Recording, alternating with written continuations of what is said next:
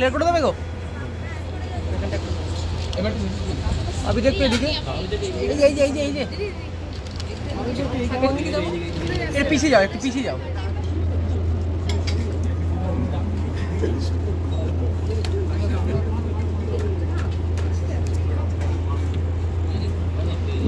Shooting experience কিরকম অবশ্যই আমি জিজ্ঞেস করবো, কিন্তু যেটা তার থেকে বড় যেটা আমরা জানতে চাইবো বা দেখতে চাইবো বরং এই গানটার সঙ্গে তোমরা হালকা একটুখানি রোম্যান্স অন স্টেজ এখানে ক্রিয়েট করবে। এটা আমাকে চ্যালেঞ্জটা বলা হয়েছে গোপন সূত্র দেওয়ার জন্য। এটা এসআই কে করতে হবে, এটা এসআই এর ডিউটির একটা অংশ। এটা তো চ্যালেঞ্জ হওয়ার জায়গা না। সবার আগে এখানে মিডিয়ার যারা যারা এসেছেন আমাদের বন্ধুরা প্রত্যেককে অসংখ্য ধন্যবাদ এখানে আসার জন্য। আজকে বহুরূপীর দ্বিতীয় গান এখানে লঞ্চ হচ্ছে। এর আগের গানটা আমরা আরও একবার দেখলাম এক্ষুনি, যে গানে মূলত শিবুদা এবং কৌশমিকে আমরা দেখেছি এবং এটা আমাকে এবং রিতাকে দেখা যাচ্ছে। তবে এই গানটা যেটা তুই বলবি, আবার আমি তো ডাকনামটা বলে ফেলছিলাম সরি, যেটা এই গানের ক্ষেত্রে আমার মনে হয় যে এই গান যারা তৈরি করেছেন অনুপম এবং অবশ্যই শ্রেয়া, তাদেরকেও ধন্যবাদ এবং উইন্ডোজ গোটা টিমকে।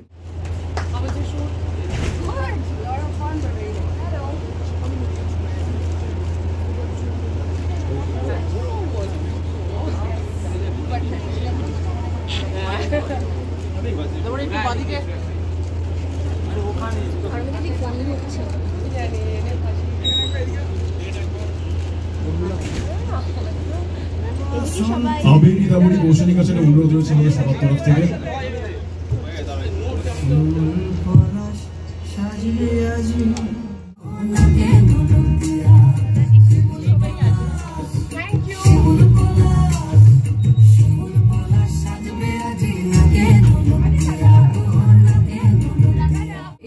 একটা যেটা দেখছো যে মানে অনেক কিছু বানানোর ব্যাপার আছে, ক্লে পটারির ব্যাপার আছে, তো সেটার জন্য একটা ওয়ার্কশপ করতে হয়েছিল, পটারি ক্লাস নিতে হয়েছিল, শিখতে হয়েছিল যাতে শুটিংয়ে কোনোভাবে কোনো কিছু তাড়াহুড়োর মধ্যে থাকি আমরা যখন শ্যুট করি, সো যাতে কোনোভাবে ডিলে না হয়। আর তাছাড়া এখানে মাটির মধ্যে নাচ আছে, যেখানে আমরা শ্যুট করছিলাম সেখানে খুব সুন্দর গঙ্গার পাড়ের হাওয়া ছিল, তো খুব ভালো ওয়েদার ছিল, এমনি মানুষের মনটা একটু ফুরফুরে হয়ে যাবে, এত ভালো ওয়েদার।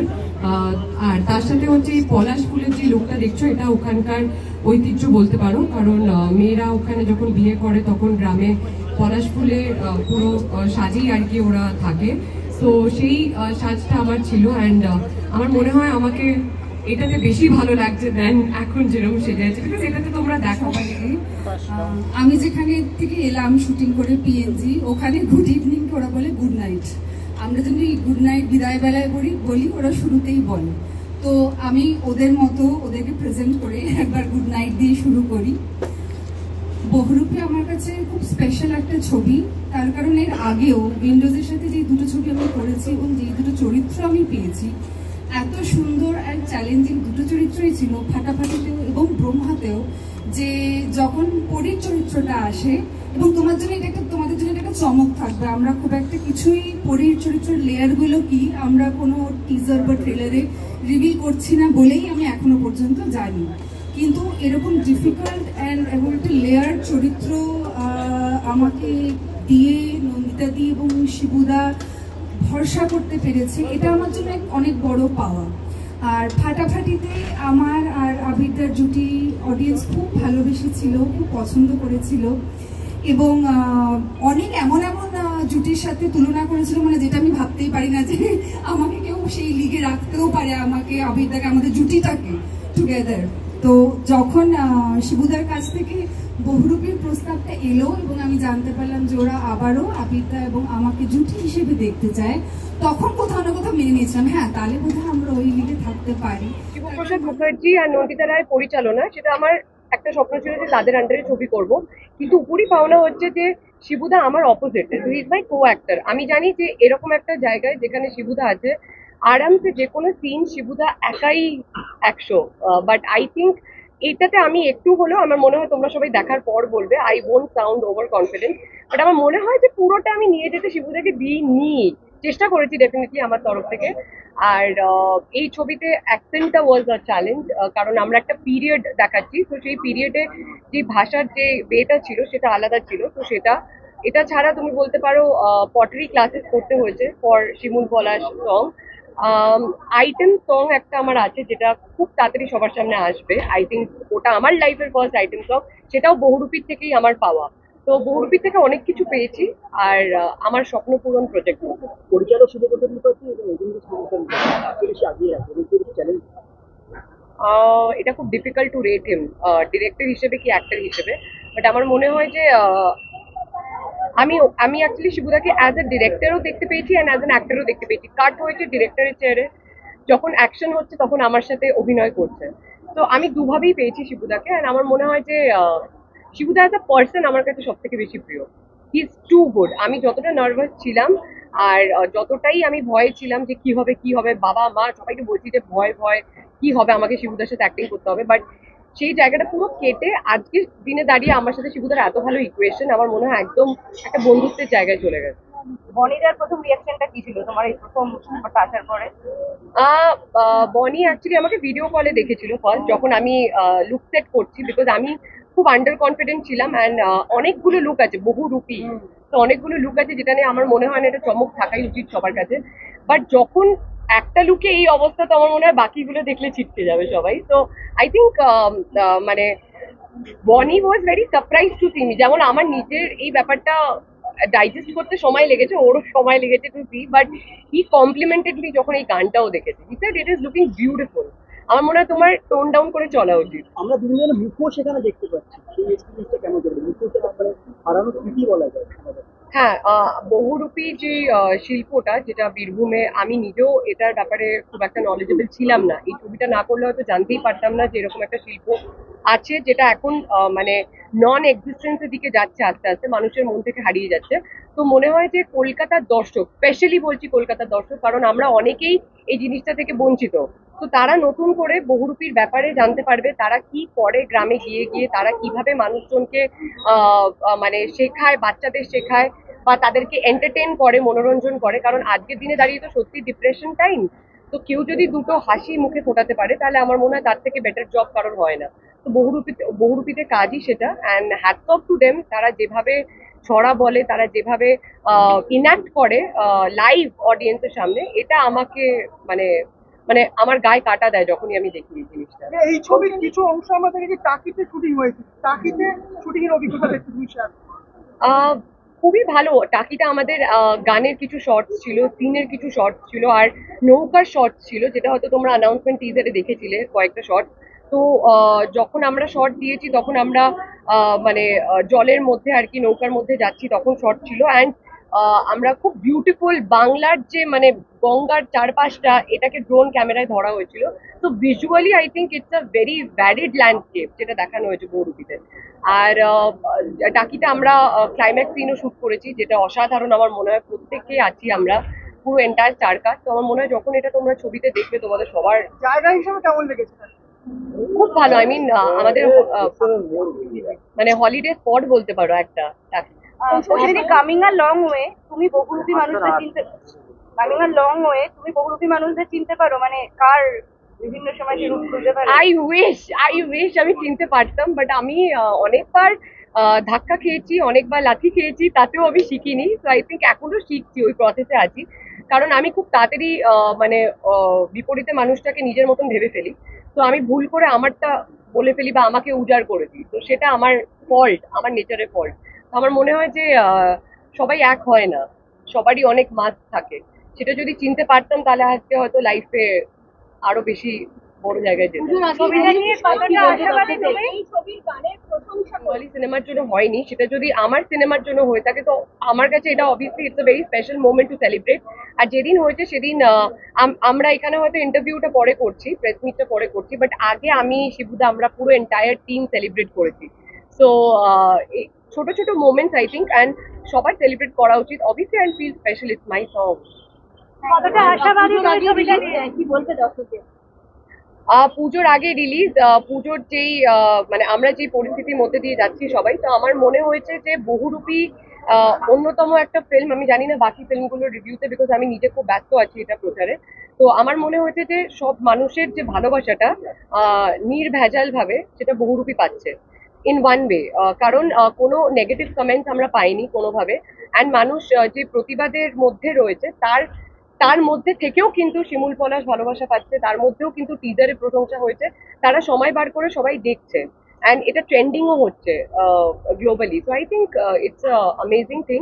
অ্যান্ড আমার মনে হয় আরেকটা বড় ইউএসপি হচ্ছে আমার আর শিবুদার কেমিস্ট্রি, কারণ এই প্যারিংটার ব্যাপারে তো কেউ ভাবতে পারেনি কোনোদিনই। তো আই থিঙ্ক এটা দেখার মতন হবে। এবং দেখতেই পেলাম আজকের গানে। তো তোমরা কি আরো একটু বেশি করে নিজেদের জুটিটাকে এক্সপ্লোর করেছো এই সিনেমার মাধ্যমে?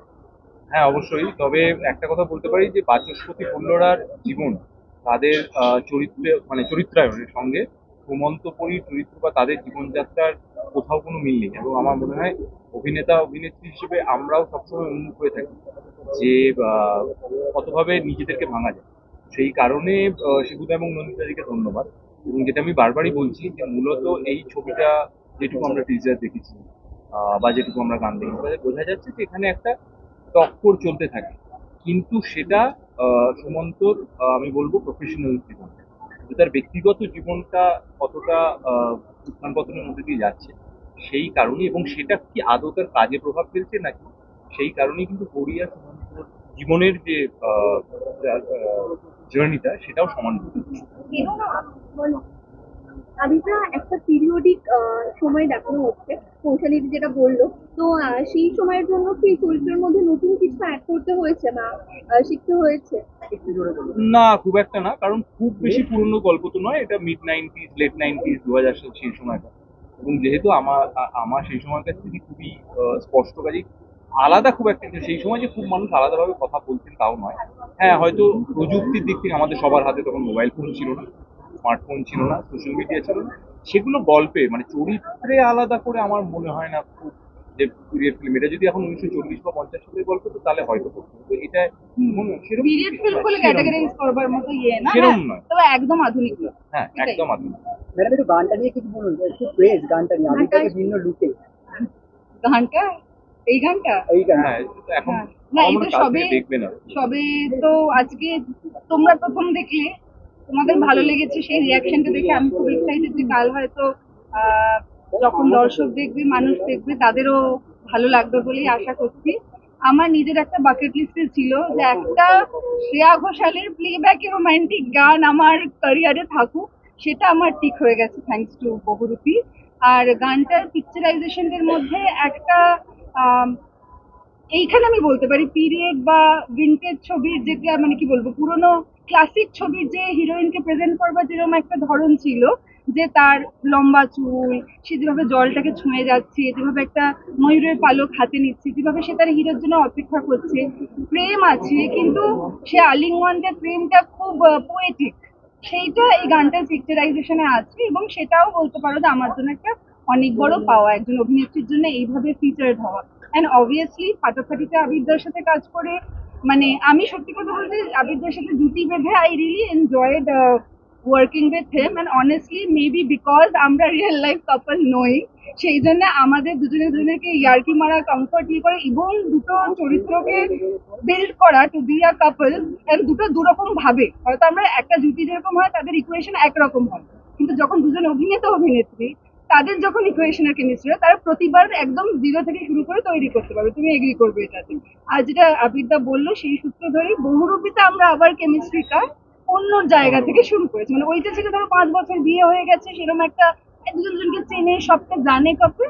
আর এই ক্ষেত্রে ধরো এমন একটা জুটি যাদের সদ্য বিয়ে হয়েছে, সবে একটা জীবনের জার্নি শুরু করেছে, সেখানে এতটা কমফর্ট জোনও থাকে না। তো it is a different fun not being a real couple and like having a chemistry on set. রূপসের একটা বড় পার্ট এখানে রয়েছে, হারিয়ে যাওয়ার শিল্প, সেটা একটা রিভাইভ হতে পারে তোমার কি মনে হয়? বললে তো ভালোই হয়। এবং দেখো, এগুলো তো আমাদেরই ফেলে আসা সময়, এবং আজকে আমরা যে জায়গায় এসে দাঁড়িয়ে আছি তার পিছনে আমাদের সংস্কৃতি, আমাদের গান, আমাদের সিনেমা, আমাদের ভাষা সবই আছে।